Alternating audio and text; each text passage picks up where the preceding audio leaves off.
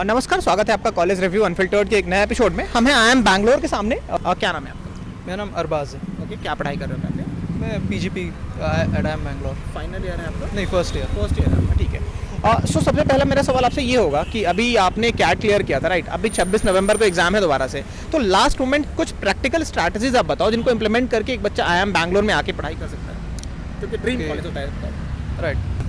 तो इस मोमेंट पे आई थिंक जो भी मॉक्स दिए हैं अभी तक, तो उनको एक बार गो थ्रू करना। आई थिंक नवंबर 1 से भी स्टार्ट करेंगे तो that is enough. Okay, but again at this point of time I think revising everything and what ever you have read until now, that is important, because अब कुछ नया पढ़ के then it might become a problem. और mock देने का सही तरीका क्या होता है? मॉक देने का वही जो आप पहले अटेम्प्ट तो generally VRC then DILR then quants, then उसके बाद आप जब तक एनालाइज नहीं करते उसको अच्छे से, ईच एंड एवरी प्रॉब्लम जो आपने दिया है तो वो आपको अच्छे से आना चाहिए। Only then you should move forward. Okay, that is what I thought and that is what I did. So yeah that's the strategy, basic strategy. कुछ ऐसे फैंसी कुछ नहीं करना है, मॉक्स देना है, एनालाइज करना है एंड फ्रीक्वेंसी थोड़ी अभी बढ़ा देनी चाहिए, लाइक 2 एटलीस्ट वीक्स में अभी से देना चाहिए। मतलब जितनी पढ़ाई आपने कर ली है अब उसके ऊपर बिल्डअप करो, अब कुछ नया स्टार्ट करने की जरूरत नहीं पड़ी। राइट, ठीक है। अब जब एग्जाम हॉल में एंटर करता है कि स्टूडेंट, ठीक है, तो वहाँ एक पैनिक वाला एनवायरनमेंट होता है कि ठीक है कुछ क्वेश्चंस आ रहे हैं, कुछ क्वेश्चंस नहीं आ रहे हैं, तो उसमें अपने नर्व्स को कैसे कंट्रोल करेगी? अभी कुछ क्वेश्चंस आ रहे हैं, कुछ नहीं आ रहे हैं, तो इस थॉट में आई वुड से कि जो नहीं आ रहे हैं, I mean you should know the strategy कि कौन सा छोड़ना है। राइट, तो अगर आप छोड़ पा रहे हो सही से तो इजी क्वेश्चंस आपको मिल जाएंगे, बिकॉज सेम वेटेज है, ये भी 3 मार्क्स वो भी 3 मार्क्स, सो आपको उसमें कोई इशू नहीं आएगा। आप छोड़ो, बिंदास छोड़ो, that is I would say. And जो आ रहे हैं वो अच्छे से 100% एक्यूरेसी के साथ अटेम्प्ट करो and you will be fine. उसके बाद आते हैं इंटरव्यूज़ पे। तो इंटरव्यू कैसा रहा था आपका? आपने किस तरीके से प्रिपेयर किया था उसके लिए? कितनी ग्रिलिंग हुई थी आपकी? एक बार जरा इंटरव्यू ओवरऑल कैसे प्रिपेयर करते हैं उसके ऊपर बताइए आप। ओके, सो बाकी सारे इंटरव्यूज़ आई वुड से कि मोर और लेस ठीक ठाक थे, बट आई एम बैंगलोर का इंटरव्यू जो मेरा था, I was grilled a lot. Okay, from the start to the end. कितना देर चला था आपको? I think it was 12 minutes मेरा। अच्छा, हाँ, okay. And 12 minutes right from start पूरा ग्रिलिंग था। बट देन पता नहीं फिर ले लिया उन्होंने। क्या क्या क्वेश्चन से कुछ याद है आपको? हाँ, तो एक्चुअली स्टार्टअप के रिगार्डिंग थे कि how would you open a startup, because interview was in south Mumbai, so वो एरिया थोड़ा कॉस्टली एरिया है, तो what will be your investments and how would you go about it, ये सब क्वेश्चन से पूरा स्टार्टअप रिलेटेड। एंड उस time वो अडानी वाला इशू भी काफ़ी हॉट था, तो current affairs plus I think आपका जो एक SOP लिखवाते हैं, तो SOP के ऊपर पूरा या करेक्ट। प्रिपरेशन के सही तरीके क्या हो सकते हैं इंटरव्यू के? इंटरव्यू के I think first of all आपने जो जो लिखा हुआ है वो आपको थरली आना चाहिए। एक भी पॉइंट उसमें ऐसा नहीं होना चाहिए जो आप वहाँ पे थोड़ा अटक जाओ। सेकेंडली करंट अफेयर्स, जो उस मोमेंट के जो हॉट न्यूज़ है जो भी है वो एकदम अच्छे से आना चाहिए। एंड आई थिंक इंटरव्यू के लिए इतना काफ़ी है। जो अपना व्यू पॉइंट भी होना चाहिए उसके लिए, मतलब आप क्या सोचते हो उसके? या करेक्ट, आपका व्यू पॉइंट भी होना चाहिए। वो आपको मतलब एक बैक ऑफ द माइंड आपके थॉट होना चाहिए कि मेरा इस इशू पे क्या व्यू पॉइंट है, because they might ask that. Right, and उसके बिना तो फिर वरना प्रॉब्लम होता है इंटरव्यू में, काफ़ी लोगों को होता है। तो प्रिपेयर करने की क्या तरीके हो सकते हैं इंटरव्यू के लिए? अगर मैं स्पेसिफिक बात करूँ तो क्या रिसोर्सेज यूज़ कर सकता है एक स्टूडेंट? आपने क्या यूज़ किया था?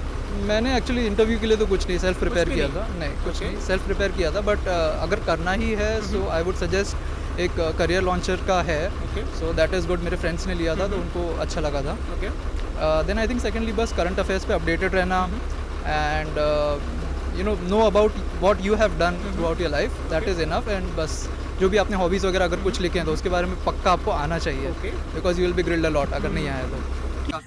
जो कुछ ग्रिलिंग वाले क्वेश्चंस थे वो आप थोड़ा सा बताओ कि किस तरीके से ग्रिल किया गया था आपको लास्ट में? आई मीन मेरे मतलब किस इसके लिए प्रिपेयर हो पाए स्टूडेंट? मेरे इंटरव्यू में तो उन्होंने एकदम लाइक 3 प्रोफेसर्स थे, ऑल 3 आई नो नाउ। अच्छा, ठीक है। तो बट जो जिन्होंने स्टार्ट किया था he was very angry for some reason, I don't know why. So उन्होंने एकदम स्ट्रिक्टली स्टार्ट किया। देन एक साइड में जो थे वो थोड़ा ऐसे नॉड कर रहे थे कि अच्छा ठीक है। बट देन अगर आप क्वेश्चंस पूछोगे स्पेसिफिक, तो अगेन जैसे मैंने बताया स्टार्टअप के रिगार्डिंग थे कि how would you approach opening a startup और स्टार्टिंग अ न्यू थिंग। सो उसके रिगार्डिंग वो राइट फ्रॉम स्टार्ट की बेसिक्स कैसे आप पहले फाउंडेशन कैसे ले करोगे, फिर उसके बाद काफ़ी सारा ऊपर तक पूरा पूछा। फाइनेंशियल ग्रिल कैसे किया? जो मतलब आपने आंसर किया तो फिर ग्रिलिंग कैसे हुई? लेट्स से मुझे पूछा था कि if you are the prime minister of India, then what percentage of the budget would you allocate to the startup ecosystem in India? Okay तो अब उस टाइम तो मुझे कुछ क्लिक नहीं हुआ, तो मैंने बोला around 1%. So he said 1%? Okay Are you sure? अच्छा How much is 1% of the current budget? हाँ. So मैंने जो फिगर बताई थी, हाँ बोले are you sure this much is needed? हाँ तो मैंने बोला sir it must be because we have to give a boost. तो उन्होंने ऐसे चश्मा निकाल के रख दिया.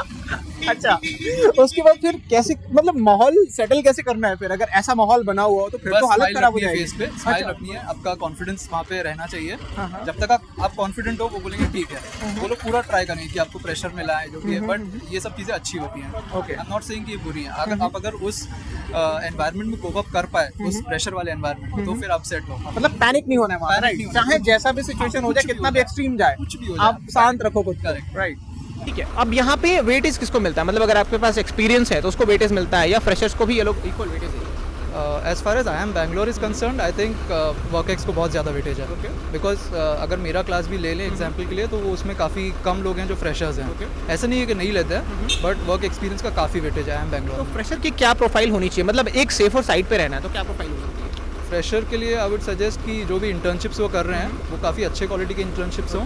एंड सेकेंडली उनके ग्रेड्स अगर अच्छे होंगे तो एकेडमिक प्रोफाइल सेफर साइड पे क्या होना सही रहेगा मतलब आपको आ सकते हो फिर अगर fresher considering not only the entry in IIM Bangalore but also the further summer placements that are due in coming 2 months, I would say कि a 998 or a 988 at least is good. तो अभी क्या ये भी engineering college ही है मतलब उस तरीके से ही बैठे हुए हैं या यहाँ मिक्स है नहीं काफ़ी सारे इंजीनियर्स हैं. 80% plus I think are 80% engineer. plus, या okay.